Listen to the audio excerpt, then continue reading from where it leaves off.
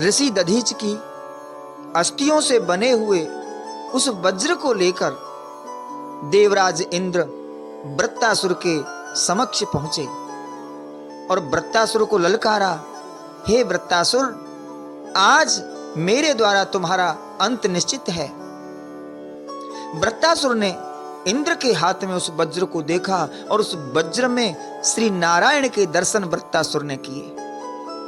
श्री भगवान के दर्शन करके वृत्तासुर धन्य धन्य हो गया और प्रार्थना करने लगा, स्तुति गाने लगा, हे प्रभु, मैं आपके दर्शन से कृत्य कृत्य हो गया।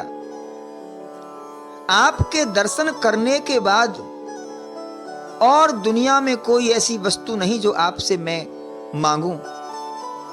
मैं आपसे एक ही चीज मांगता हूं, कृपा करके मुझे मेरे मन की इच्छा तुल्य वस्तु प्रदान करिए। अहम हरे तव पादेक मूल दासानु दासो भवितास्मि भूयः। हे प्रभु, मुझे अपने प्यारे भक्तों की सेवा करने का अवसर दें,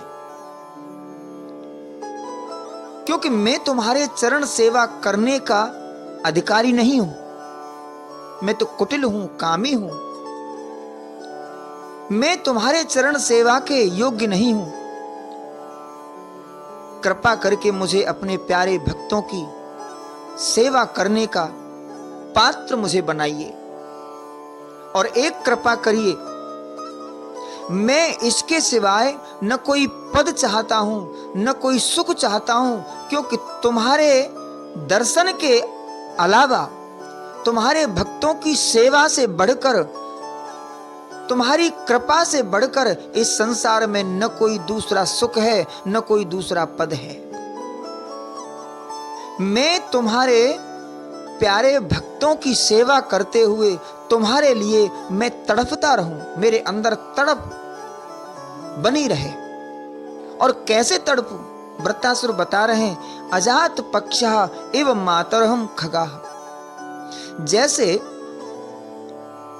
पक्षी का छोटा बच्चा, अजात पक्षा यानी अनजान पक्षी, पक्षी का बच्चा घोंसला में बैठा हुआ अपनी माता के लिए तड़पता है कि मेरी माता आएगी तो मुझे चुगा खिलाएगी।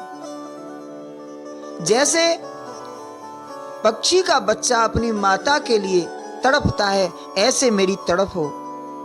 भगवान ने कहा ये तो स्वार्थ है, तो प्रेम नहीं है, वो चुगे के लिए तड़पता है। तो वृत्तासुर ने कहा, प्रभु, स्तन्यम यथा वत्स तरह क्षुधार्ता।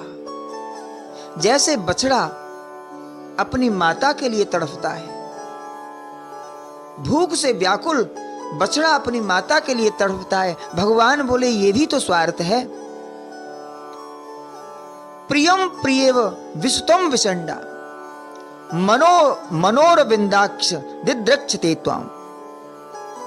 अंत में वृत्तासुर ने कहा, जैसे एक प्रियतमा अपने प्यारे प्रियतम के लिए तड़पती है, अपने प्रियतम से प्यारे से मिलने के लिए वो तड़पती है, ऐसी ही तड़प मेरे हृदय में आपके लिए बनी रहे। बस मैं आपसे यही चाहता हूं, कृपा करके यही दीजिए।